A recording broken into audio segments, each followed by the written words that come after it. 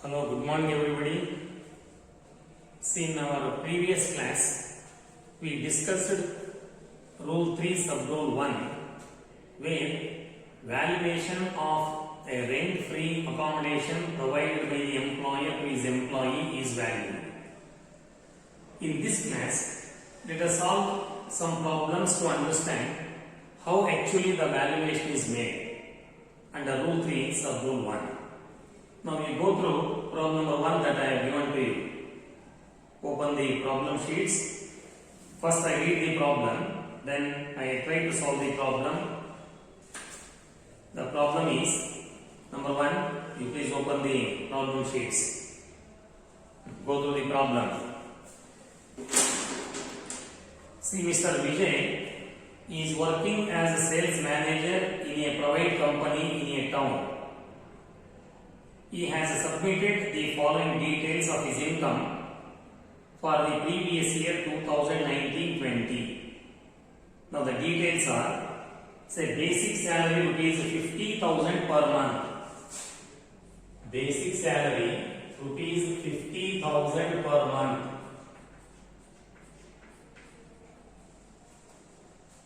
DMS allowance rupees 25,000 per month. DA rupees 25,000 per month. Medical allowance rupees 1,000 per month. Medical allowance rupees 1,000 per month. In the bracket it is stated, he spent rupees 5,000 for medical treatment during the previous year. He spent rupees 5,000 for medical treatment during the previous year. It is stated in the bracket. Okay, later I shall explain. Conveyance allowance is 2,500 per month. Conveyance allowance is 2,500 per month. In the bracket it is stated, spent rupees 1,000 per month. Spent rupees 1,000 per month. Okay. Next, bonus rupees 20,000.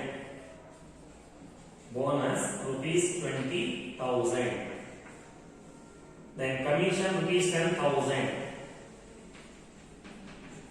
Commission rupees 10,000.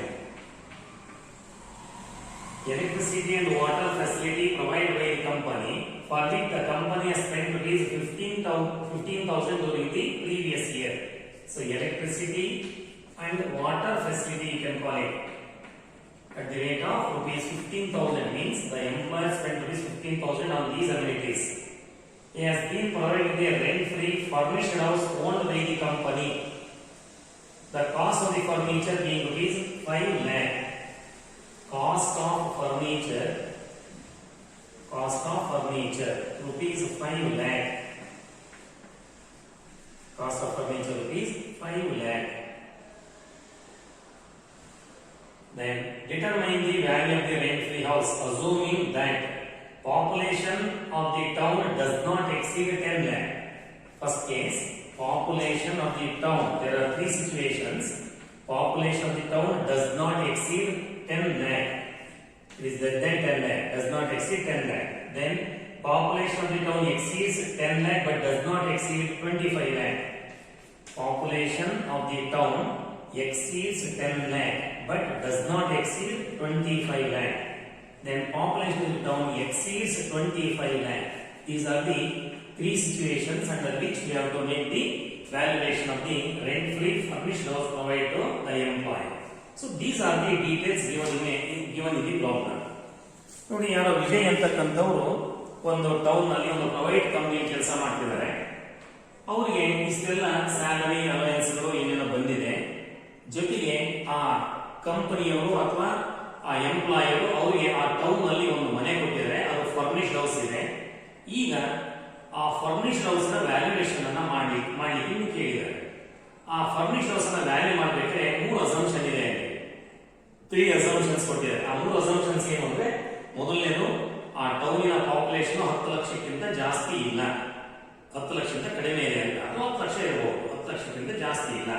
ಎರಡನೇದು, population 10 lakh ದಾಟಿದೆ ಆ town ಇಂದು, 25 ಲಕ್ಷ ದಾಟಿಲ್ಲ.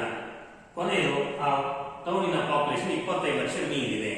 ಹಿಂಗೆ problem ಒಂದೇನೆ, same problem, same details, but depending upon the population of that town you have to determine the value of the rent free furnished house. ಒಂದೇ problem Vijaykumar ಅಂತ ವಿಜಯವರಿಗೆ ಸಂಬಂಧಪಟ್ಟಿರ್ತಕ್ಕಂಥ details ಏನೇ, ಆದ್ರೆ ಆ ಟೌನ್ ಇದೆಯಲ್ಲ ಅವ್ರು ಕೆಲಸ ಮಾಡುವಂಥದ್ದು, ಆ ಟೌನಿನ ಪಾಪ್ಯುಲೇಷನ್ ಬೇರೆ ಬೇರೆ ಇದೆ ಅಂತ ತಿಳ್ಕೊಂಡು ಆ ವಿಜಯಕುಮಾರ್ ಅವರಿಗೆ ಕೊಟ್ಟಿರ್ತಕ್ಕಂಥ ರೆಂಟ್ ಫ್ರೀ ಫರ್ನಿಶ್ಡ್ ಹೌಸ್ ಇದೆಯಲ್ಲ ಅದರ ವ್ಯಾಲ್ಯೂಯೇಷನ್ ಮಾಡಿಕೊಡ್ರಿ ಅಂತ ಹೇಳ್ತಾರೆ. ಫಸ್ಟ್ ನೀವು ಇಷ್ಟೆಲ್ಲ ಪ್ರಾಬ್ಲಮ್ ಓದ್ಕೋಬೇಕು. ಓದ್ಕೊಂಡ್ಮೇಲೆ ಪ್ರಶ್ನೆ ಇರೋದೇನು, you are not asked to compute the income from salary or gross salary. ನಿಮಗೆ ಗ್ರಾಸ್ ಸ್ಯಾಲರಿ ಕಂಡಿಡೀರಿ ಅಥವಾ ಇನ್ಕಮ್ ಫ್ರಮ್ ಸ್ಯಾಲರಿನ ಕ್ಯಾಲ್ಕುಲೇಟ್ ಮಾಡಿ ಅಂತ ಏನು ಕೇಳಿಲ್ಲ ಅವರು. ಇಷ್ಟೆಲ್ಲ ಡೀಟೇಲ್ಸ್ ಕೊಟ್ಟಿದ್ರು ಕೂಡ ನೀವು ಮಾಡಬೇಕಾಗಿರೋದು ಆ ವಿಜಯ್ ಅಂತಕ್ಕಂಥವರಿಗೆ ಏನು ಎಂಪ್ಲಾಯರ್ ಒಂದು ಫರ್ನಿಶ್ಡ್ ಹೌಸ್ ಕೊಟ್ಟಿರಲ್ಲ, ಆ ಫರ್ನಿಶ್ಡ್ ಹೌಸ್ ವ್ಯಾಲ್ಯೂ ಏನಾಗುತ್ತೆ ಅದರ ವ್ಯಾಲ್ಯೂಯೇಷನ್ ಮಾಡಿಕೊಡ್ರಿ ಅಂತ ಕೇಳ್ತಿದ್ದಾರೆ. ಆದ್ರೆ ಈಗ ಫರ್ನಿಶ್ಡ್ ಹೌಸ್ ಇರಲಿ ಅನ್ಫರ್ನಿಶ್ಡ್ ಹೌಸ್ ಇರಲಿ, ನೀವು ಅದನ್ನ ವ್ಯಾಲ್ಯೂ ಮಾಡಬೇಕು ಅಂದ್ರೆ ರೂಲ್ 3 ಸಬ್ ರೂಲ್ 1 ನಲ್ಲಿ ಇರ್ತಕ್ಕಂಥ ಪ್ರಾವಿಷನ್ ಗಳನ್ನ ನೋಡ್ಕೊಂಡು ಮಾಡಬೇಕು. ಹಿಂದಿನ ಕ್ಲಾಸ್ ನಲ್ಲಿ ನಾನು ರೂಲ್ 3 ಸಬ್ ರೂಲ್ 1 ನಲ್ಲಿ ಏನೇನು ಪ್ರಾವಿಷನ್ ಗಳಿದಾವೆ, ಯಾವ್ಯಾವ ಸಂದರ್ಭದಲ್ಲಿ ರೆಂಟ್ ಫ್ರೀ ಹೌಸ್ ಅನ್ನ ಹೆಂಗ್ ವ್ಯಾಲ್ಯೂ ಮಾಡ್ತಾ ಹೇಳ್ಕೊಟ್ಟಿನಿ ಅವನ್ನ ನೆನ್ಪಿಟ್ಕೋಬೇಕು. ಆದ್ರೆ ರೂಲ್ 3 ಸಬ್ ರೂಲ್ 1 ನಲ್ಲಿ ಏನಿದೆ, ಬಹಳ ಮುಖ್ಯವಾಗಿ ಎಂಪ್ಲಾಯ್ಸ್ ನ 2 ಕ್ಯಾಟಗರಿ ಮಾಡಿದ್ದಾರೆ, ಗವರ್ನಮೆಂಟ್ ಮತ್ತೆ ನಾನ್ ಗವರ್ನಮೆಂಟ್. ಆದ್ರೆ ಮೊದಲು ನೀವು ಅದನ್ನು ನೋಡ್ಬೇಕು, to which category the employee belongs. So here Mr. Vijay is working in a private company, it is stated. Private ಕಂಪನಿಯಲ್ಲಿ ಕೆಲಸ ಮಾಡ್ತಿದ್ದಾರೆ ಒಂದು ಟೌನ್ ನಲ್ಲಿ ಅಂತ ಹೇಳಿದ್ದಾರೆ. ಹಾಗಾದ್ರೆ ಅವರು ನಾನ್ ಗವರ್ನಮೆಂಟ್ ಎಂಪ್ಲಾಯಿ.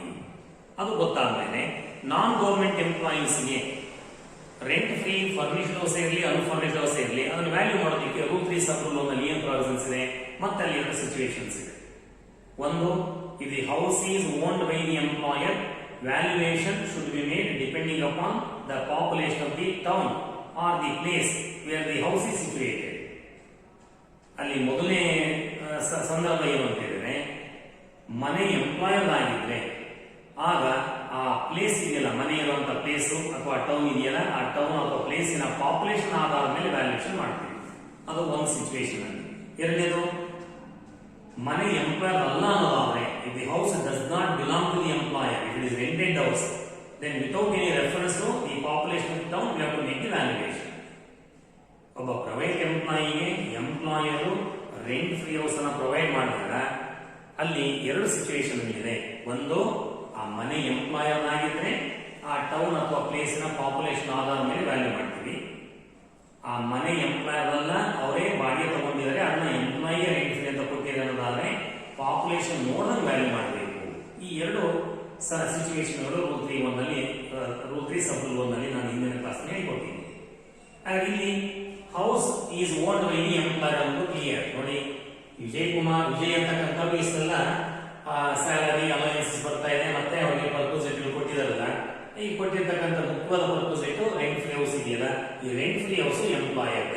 ಅಲ್ಲಿ ನಿಮಗೆ house is taken on rent ಅಂತ ಆಗಲಿ ಅಥವಾ rent paid by employer to the owner of the house ಅಂತ ಆಗಲಿ ಹೇಳಿಲ್ಲ. So it is understood that the house is owned by the employer. ಮನೆ ಎಂಪ್ಲಾಯರ್ದು. ಹಾಗೆ ಮನೆ ಎಂಪ್ಲಾಯರ್ದು ಪ್ರೈವೇಟ್ ಎಂಪ್ಲಾಯಿ ಇದ್ದಾನೆ. ಹಾಗೆ private employer non government employee case ನಲ್ಲಿ ಮನೆ ಎಂಪ್ಲಾಯರ್ ಆದ್ರೆ ಹೆಂಗ್ ವ್ಯಾಲ್ಯೂ ಮಾಡಬೇಕು, on the basis of the population of the town where the house is situated. ಮನೆ ಎಲ್ಲಿದೆ ನೋಡಿಕೊಂಡು ಆ ಊರಿನ ಅಥವಾ ಟೌನಿನ ಪಾಪ್ಯುಲೇಷನ್ ಆಧಾರದ ಮೇಲೆ ಮಾಡಬೇಕು. ಆ ಕಾರಣಕ್ಕೆ ಪಾಪ್ಯುಲೇಷನ್ 3 ತರ ಅಸಂಪ್ಷನ್ಸ್.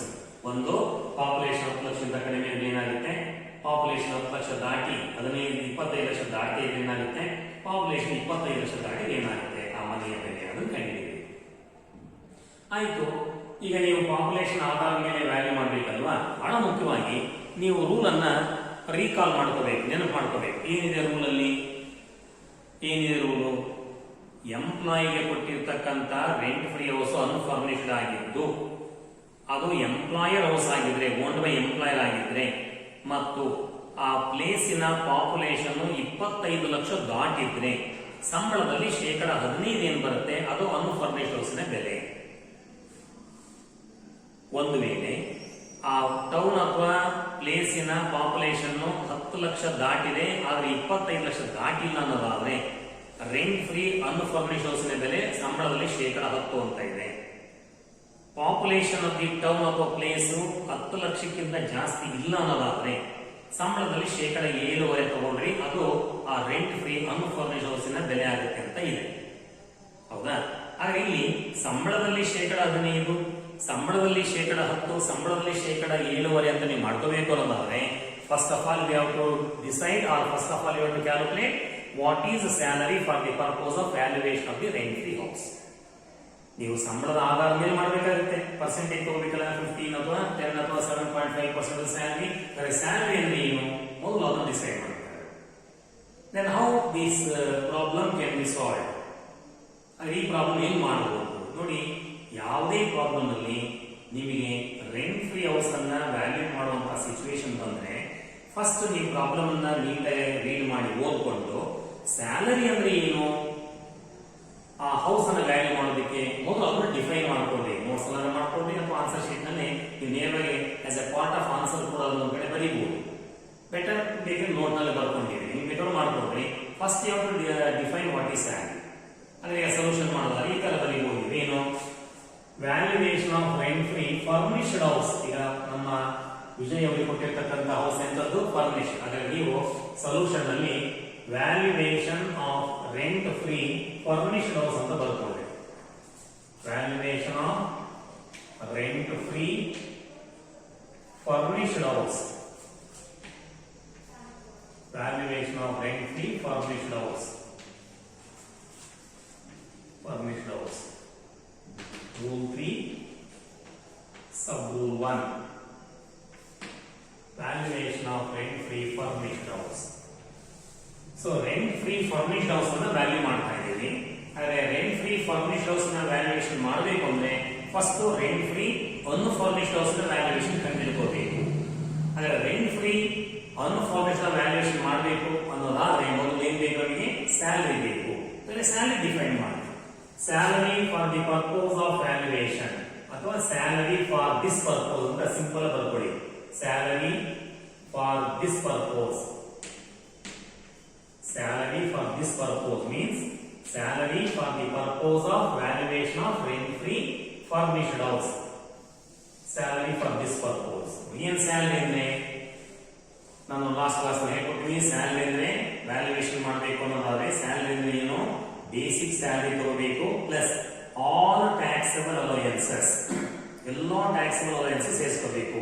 ಹಾಗೆ ಎಲ್ಲಾ ಟ್ಯಾಕ್ಸಬಲ್ ಅಲೋಯನ್ಸ್ ಅಂತ ಕೂಡಲೇ should DA be included because it is also one of the taxable allowances. ಅದು one of the taxable allowances ಆಗಿರೋದ್ರಿಂದ DM ಸೇರಿಸಬೇಕು ಅನ್ನೋ ಪ್ರಶ್ನೆ ಬಂದ್ರೆ as far as DA is concerned you must be very alert. DA ಸಂಬಂಧಪಟ್ಟಂತೆ ನೀವು careful ಆಗಿರಬೇಕು. DA terms of employment ಇದ್ರೆ ಸೇರಿಸ್ಕೊಳ್ರಿ. DA ಟರ್ಮ್ಸ್ ಆಫ್ ಎಂಪ್ಲಾಯ್ಮೆಂಟ್ ಪ್ರಕಾರ ಇಲ್ಲ ಅನ್ನೋದ್ರೆ ಸೇರಿಸಂಗಿಲ್ಲ. ಹಾಗೆ ಇಲ್ಲಿ ಬರೀ ಡಿಯರ್ನೆಸ್ ಅಲೋಯನ್ಸಸ್ ಬಂದಿದೆ ಅಂತ ಹೇಳಿದರೆ whether it is under the terms of employment or not, no clues are given. ಅದು ಟರ್ಮ್ಸ್ ಆಫ್ ಎಂಪ್ಲಾಯ್ಮೆಂಟ್ ಇದೆಯೋ ಇಲ್ವೋ ಏನು ಹೇಳಿಲ್ಲ. ನಾವು let us assume that it is not given under the terms of employment. ಅದು ಟರ್ಮ್ಸ್ ಆಫ್ ಎಂಪ್ಲಾಯ್ಮೆಂಟ್ ಪ್ರಕಾರ ಕೊಟ್ಟಿಲ್ಲ. ಹಾಗಾಗಿ ಡಿ ಅನ್ನು ಸೇರಿಸಿಕೊಳ್ಳಲಾಗಿಲ್ಲ. ಉಳಿದಂತ ಎಲ್ಲಾ ಟ್ಯಾಕ್ಸ್ ಅಲೋಯನ್ಸಸ್ ಸೇರಿಸಿಕೊಳ್ಳಿ. ಓಕೆ, ಹಾಗಾಗಿ ಬೇಸಿಕ್ ಸ್ಯಾಲರಿ ತಗೋಬೇಕು, ಎಲ್ಲಾ ಟ್ಯಾಕ್ಸ್ ಅಲೋಯನ್ಸ್ ತಗೊಳ್ತೀವಿ. ಈ ಪ್ರಾಬ್ಲಮ್ DA ಕೂಡ ಇದೆ, ಬಟ್ ಈ ಪ್ರಾಬ್ಲಮ್ ತಗೊಳ್ಳೋದಿಲ್ಲ, ಅದು ಟರ್ಮ್ಸ್ ಆಫ್ ಎಂಪ್ಲಾಯ್ಮೆಂಟ್ ಇಲ್ಲ. ಮತ್ತೆ ಬೋನಸ್ ಇದ್ರೆ ತಗೋಬೇಕು, ನೋಡೋಣ ಪ್ರಾಬ್ಲಮ್ ಏನಿದೆ. ಫೀಸ್ ಅಂಡ್ ಕಮಿಷನ್ ಇದ್ರೆ ತಗೋಬೇಕು, ನೋಡೋಣ. ಮತ್ತೆ ಯಾವುದೇ ಮಾನಿಟರಿ ಬೆನಿಫಿಟ್ಗಳು ಎಂಪ್ಲಾಯಿ ತಗೊಂಡಿದ್ರೆ ಆ ಮಾನಿಟರಿ ಬೆನಿಫಿಟ್ ನ ಸೇರಿಸ್ಕೊಡ್ರಿ ಅಂತ ಹೇಳ್ತಾರೆ. ಹಾಗೆ ಈ ಪ್ರಾಬ್ಲಮ್ ನಲ್ಲಿ ಏನೇನು ಬಂದಿದೆ, ವಿಜಯ್ ಅಂತಕ್ಕಂಥವ್ರಿಗೆ ಸ್ಯಾಲರಿ ಬರ್ತೀವಿ, ಒಂದೊಂದೇ ಯಾವ್ದು ಬರುತ್ತೆ ಅದನ್ನು ತಗೊಂಡು ಸ್ಯಾಲರಿ ಏನಾಗುತ್ತೆ ಅಂತ ಮೊದಲು ಕ್ಯಾಲ್ಕುಲೇಟ್ ಮಾಡಿ. ಅಂದ್ರೆ ಏನ್ ಸ್ಯಾಲರಿ ಇದೆ, ಬೇಸಿಕ್ 50,000. ಅಂದ್ರೆ basic salary rupees 50,000 per month ಅಂತ ಇದೆ. ನೀವು 4 ಆ್ಯನ್ ಮಾಡ್ಕೊಂಡ್ರಿ, 50,000 into 12 ಮಾಡ್ರಿ, you will get 6 lakh rupees basic salary ಇದೆ. Okay, then DA, since DA is not given under the terms of employment, that should not be included. ಇದು mention ಮಾಡಿ, DA ಅಂತ ಬರೆದು ಹಾಕಿ, not under terms of employment. not under terms of employment. Not under terms of employment means what? That should not be included. Okay, not under terms of employment, so DA is not included. Then MA, medical allowance 1,000 per month, and he spent 5,000 for medical treatment during the previous year. It is stated. ನೋಡಿ, ಅವರಿಗೆ ವಿಜಯ್ ಅವರಿಗೆ medical ಅಲೌಯನ್ಸ್ ತಿಂಗಳಿಗೆ 1,000 ರೂಪಾಯಿ ಬರ್ತಾ ಇದೆ. ಅವ್ರು ಹೋದ ವರ್ಷ 5,000 ರೂಪಾಯಿ ಖರ್ಚು ಮಾಡಿದ್ದಾರೆ. And what kind of allowance is medical allowance? Medical allowance comes under fully taxable allowances. Medical allowance ಅನ್ನೋದು ಫುಲ್ಲಿ ಟ್ಯಾಕ್ಸಬಲ್ ಅಲಯನ್ಸ್ ಅದು. ಎಂಪ್ಲಾಯಿ ಮೆಡಿಕಲ್ ಟ್ರೀಟ್ಮೆಂಟ್ ಖರ್ಚು ಮಾಡಿರೋದಿದೆಯಲ್ಲ ಅದನ್ನ ನೀವು ಕನ್ಸಿಡರ್ ಮಾಡಬಹುದು. Whether any expenditure is actually incurred or not, irrespective of that, whatever the amount of allowance is received by the employee, that is completely taxable. Medical alliance ಏನ್ ಬರುತ್ತೆ ಆ ಇಡೀ medical alliance tax ಕಟ್ಟಬೇಕು. ಅವ್ರು medical treatment ಏನಾದ್ರು ಖರ್ಚು ಮಾಡಿದ್ರು ಬಿಟ್ಟಿದ್ರು ಮಾಡಿದ್ರೆ ಅದು ಅಲಯನ್ಸ್ ಗಿಂತ ಜಾಸ್ತಿ ಕಡಿಮೆ ಇದೆಯೋ ಯಾವುದನ್ನು ಕೂಡ ನೀವು ಕನ್ಸಿಡರ್ ಮಾಡೋ ಹಾಗಿಲ್ಲ. ಯಾಕೆ ಮೆಡಿಕಲ್ ಅಲಯನ್ಸ್ ಏನದು ಕಂಪ್ಲೀಟ್ಲಿ ಟ್ಯಾಕ್ಸಬಲ್, ಫುಲ್ಲಿ ಟ್ಯಾಕ್ಸಬಲ್. ಹಾಗೆ ಮೆಡಿಕಲ್ ಎಕ್ಸ್ಪೆಂಡಿಚರ್ ಖರ್ಚು ಮಾಡೋದನ್ನ ನೋಡ್ಲಿಕ್ಕೆ ಹೋಗಬೇಡ್ರಿ. ಮೆಡಿಕಲ್ ಅಲಯನ್ಸ್ ಕಂಪ್ಲೀಟ್ಲಿ ಟ್ಯಾಕ್ಸಬಲ್, ಹಾಗೆ ಅದನ್ನು ಇನ್ಕ್ಲೂಡ್ ಮಾಡ್ಕೊಡ್ರಿ. So medical allowance rupees 1000 per month ಅಂತ ಇದೆ. 1000 into 12 ಮಾಡ್ರಿ, you get 12,000 rupees medical allowance. Okay. Then CA, that is convenience allowance, is 2,500 per month, but is spent rupees 1,000 per month ಅಂತ ಇದೆ. Convenience alliance ಅಂತ 2,500 ಬರ್ತಾ ಇದೆ ತಿಂಗಳಿಗೆ, ಅದ್ರಲ್ಲಿ 1,000 ರೂಪಾಯಿ ಖರ್ಚು ಮಾಡಿದ್ರು ವಿಜಯ್ ಅವರು. ಕನ್ವಿನಿಯನ್ಸ್ ಅಲಯನ್ಸ್ ಏನಿದೆ, ಸೆಕೆಂಡ್ ಕ್ಯಾಟಗರಿ ಅಲಯನ್ಸಸ್ ಇದೆಯಲ್ಲ, ಪಾರ್ಷಿಯಲಿ ಟ್ಯಾಕ್ಸಬಲ್ ಅಲಯನ್ಸಸ್ ಅಥವಾ ಪಾರ್ಷಿಯಲಿ ಎಕ್ಸಮ್ಟೆಡ್ ಅಲಯನ್ಸಸ್, ಅಲ್ಲಿ ಮೂರನೇದು ಇದೆಯಲ್ಲ ಏನು ಸ್ಪೆಷಲ್ ಅಲಯನ್ಸಸ್ ಅಂತ ಸೆಕ್ಷನ್ 10 ಸೆಕ್ಷನ್ 14 ಕ್ಲಾಸ್ 1 ಅಂತ ಅಲ್ಲಿದೆ. ಸೆಕ್ಷನ್ 10 41 ಅಲ್ಲಿ ಏನು alliance special alliances given for official duty ಕೊಟ್ಟಿರ್ತಕ್ಕಂಥ ಸ್ಪೆಷಲ್ ಅಲಯನ್ಸ್ಗಳು. ಆ ಸ್ಪೆಷಲ್ ಅಲಯನ್ಸ್ ನಲ್ಲಿ ಇದು ಒಂದು ಕನ್ವಿನಿಯನ್ಸ್ ಅಲಯನ್ಸ್. ಆ ಎಲ್ಲಾ ಸ್ಪೆಷಲ್ ಅಲಯನ್ಸ್ ರೂಲ್ ಏನಿದೆ, if the allowance is spent by the employee, it is completely exempted. If any allowance is not spent, that is taxable. ಖರ್ಚು ಮಾಡಿದ್ರೆ ಟ್ಯಾಕ್ಸ್ ಇರೋದಿಲ್ಲ, ಖರ್ಚು ಆಗದೆ ಹೋದ್ರೆ ಟ್ಯಾಕ್ಸ್ ಕಟ್ಟಬೇಕಾಗುತ್ತೆ. ಅದು ವಿಜಯ್ ಅವರಿಗೆ ಬಂದಿರೋ ಕನ್ವಿನಿಯನ್ಸ್ ಅಲಯನ್ಸ್ ತಿಂಗಳಿಗೆ 2,500, ಅವ್ರ ಅಫಿಷಿಯಲ್ ಡ್ಯೂಟಿ ಖರ್ಚು ಮಾಡಿದ್ರೆ 1,000 ರೂಪಾಯಿ. ಅನ್ಸ್ಪೆಂಡ್ ಕನ್ವಿನಿಯನ್ಸ್ ಅಲಯನ್ಸ್ 1,500 ತಿಂಗಳಿಗೆ. ಆ 1,500 ಟ್ಯಾಕ್ಸ್ ಕಟ್ಟಬೇಕಾಗುತ್ತೆ. ಮತ್ತೆ ಅವ್ರು ಟ್ಯಾಕ್ಸ್ ಕಟ್ಟಬೇಕು ಅನ್ನೋದಾದ್ರೆ ವ್ಯಾಲ್ಯೂಯೇಷನ್ ಆಫ್ ಹೌಸ್ ಕೂಡ ಅದು ಸೇರ್ಕೋಬೇಕಾಗುತ್ತೆ. So that is called unspent convenience allowance. Unspent CA convenience allowance. ಏನು ಅನ್ಸ್ಪೆಂಡ್ ಏನಿದೆ 1,500 per month ಅಂತ ಇದೆ. 1,500 into 12 ಮಾಡಿ, you get 18,000. 18,000 is unspent conveyance allowance which is taxable. That's why it is included in the definition of salary for the purpose of valuation. Then bonus is getting, okay, bonus ಬರ್ತಾ ಇದೆ, bonus should also be included. So bonus ಸೇರಿಸಬೇಕು. It is also a part of salary for the purpose of valuation of house. You add 20,000 bonus received by Vijay. Then is getting commission 10,000. So commission is also includable in the term of the salary for the purpose of valuation. Then what is the amount of commission? It is 10,000. Add 10,000. Then electricity and water facility is made by the employer, for which employer spent rupees 15,000. What is this? This is not an allowance. This is a perquisite, which is taxable in the hands of specified employees. Of course, Mr. Vijay is a special employee because he is drawing 6 lakh rupees as a salary, only basic salary. So he is a special employee, no doubt, but this should not be included in salary for the purpose of valuation of rent-free house. Rent-free house value ಮಾಡಬೇಕಾದ್ರೆ purpose ಇದ್ದಿಲ್ಲ valuation ಏನಿದೆ ಅದು ಯಾವುದು ಸೇರಿಸಂಗಿಲ್ಲ. Of course ಈ purpose ಇಟ್ಟು Vijay tax ಕಟ್ಟಬೇಕು, specified employee ಆಗಿದ್ರೆ ಅದು ಅವರ ಇನ್ಕಮ್ ಅಲ್ಲಿ ಸೇರ್ಕೊಳ್ಳುತ್ತೆ. ಬಟ್ ವ್ಯಾಲ್ಯೂಯೇಷನ್ ಆಫ್ ಹೌಸ್ ಬಂದಾಗ ಸ್ಯಾಲರಿ ಡೆಫಿನೇಷನ್ ಇದನ್ನ ಸೇರಿಸ್ಕೋಬೇಡ್ರಿ. ಮತ್ತೇನಿದೆ, ಕಾಸ್ಟ್ ಆಫ್ ದಿ ಫರ್ನಿಚರ್ ಕೊಟ್ಟಿದ್ದಾರೆ, ಅದು ಆಮೇಲೆ ನೋಡ್ಕೊಡ್ರಿ ಇಷ್ಟೇ. ಆದ್ರೆ ಇದು ವಿಜಯ್ ಅವರು ಪಡ್ಕೊಂಡಿರ್ತಕ್ಕಂಥ salary for the purpose of valuation of house. For the purpose of taxation salary will differ.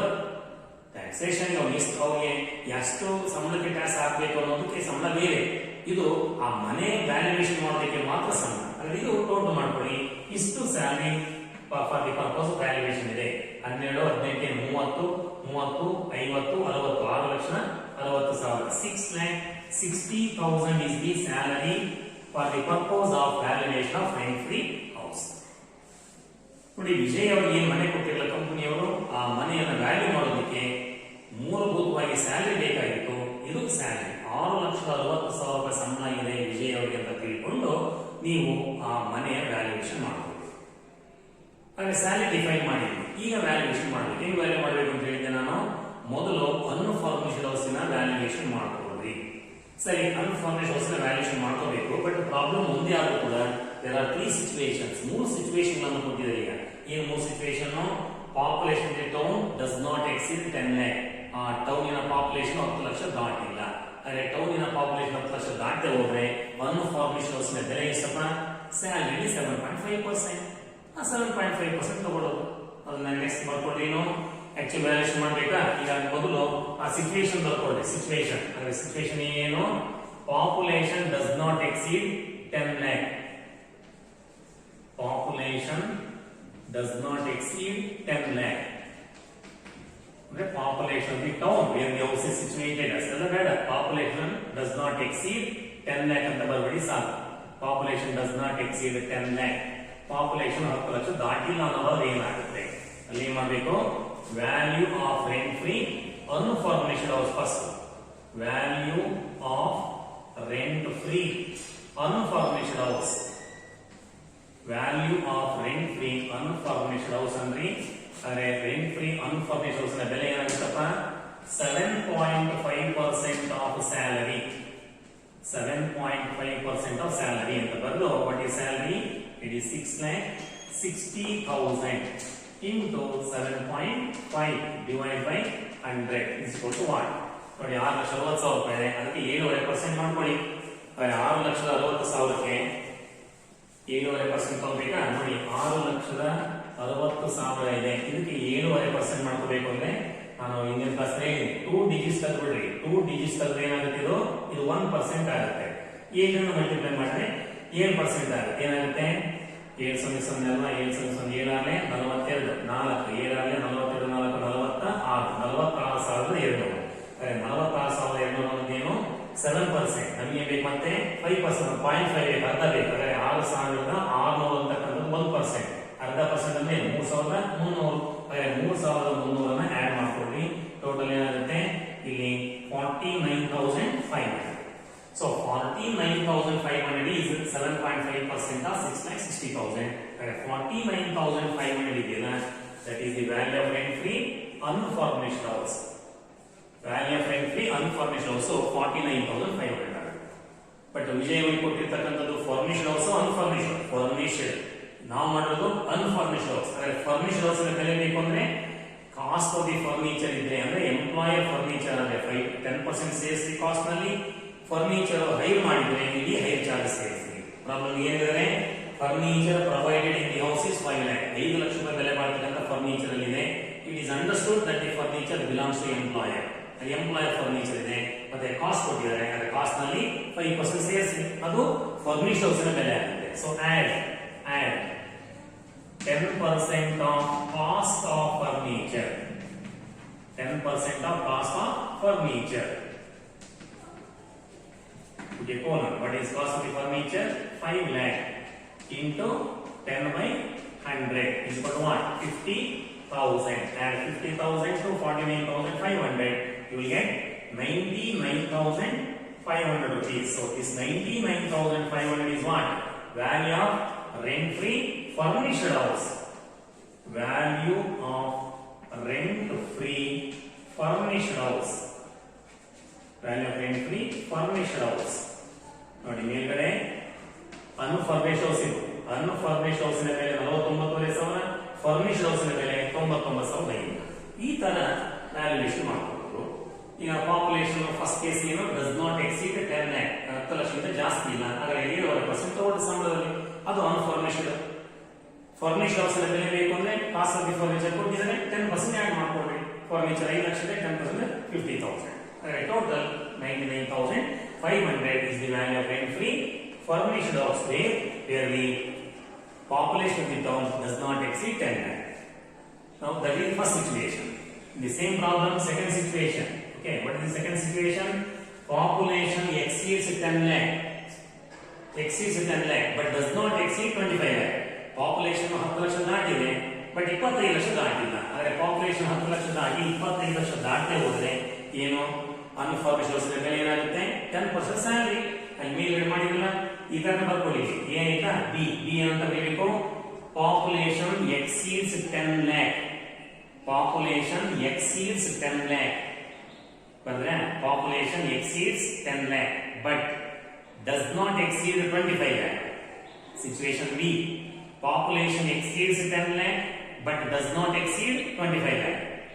Over ಬಂದ್ರೆ ನಾವು ಹೆಂಗ್ ವ್ಯಾಲ್ಯೂ ಮಾಡ್ತೀವಿ? First value of rent free furnished unfurnished house ತಗೊಳ್ರಿ. value of rent free unfurnished house. Value of rent free unfurnished house.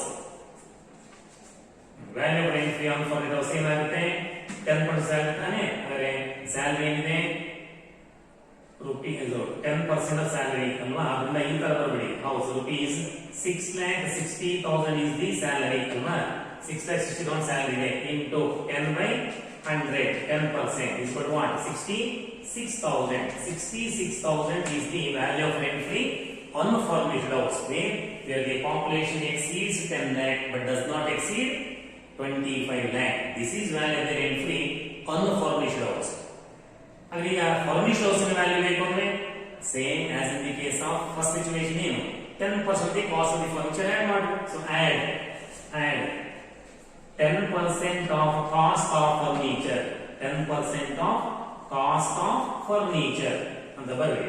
10% of cost of furniture, 10% of cost of furniture. Okay, what is the 10%? Already calculated in the first situation 50,000. Add 50, you will get 1,16,000. What is this 1,16,000? Value of rent free furnished house. ಅದು value of rent free furnished house ಆಗುತ್ತೆ. ಇದು situation B. ಏನು population 10 lakh ದಾಟಿದೆ, 25 ಲಕ್ಷ ದಾಟಿಲ್ಲ ಅನ್ನೋದಾದ್ರೆ ಆ ಮನೆಯ valuation ಏನಾಗುತ್ತೆ 1,14,000. ಅದಕ್ಕೆ ವಿಜಯ್ ಇನ್ಕಮ್ ಟ್ಯಾಕ್ಸ್ ಕಟ್ಟಬೇಕು.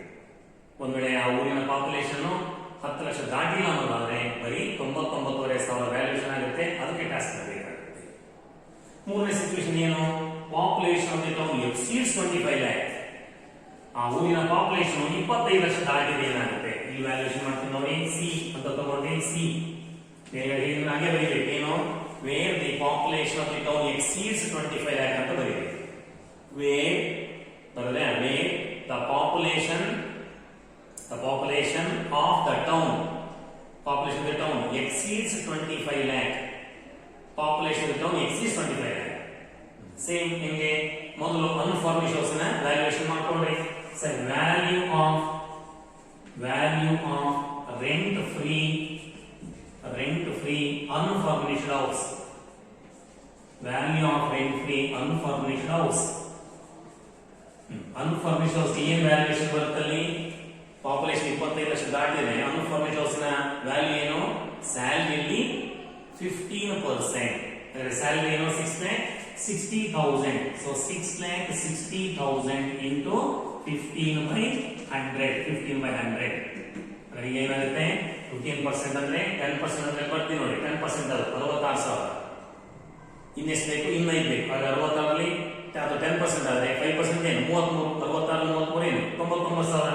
So value of rent free unfurnished house 99,099. ಇದು ಅನ್ಫರ್ನಿಶ್ಡ್ ಹೌಸ್.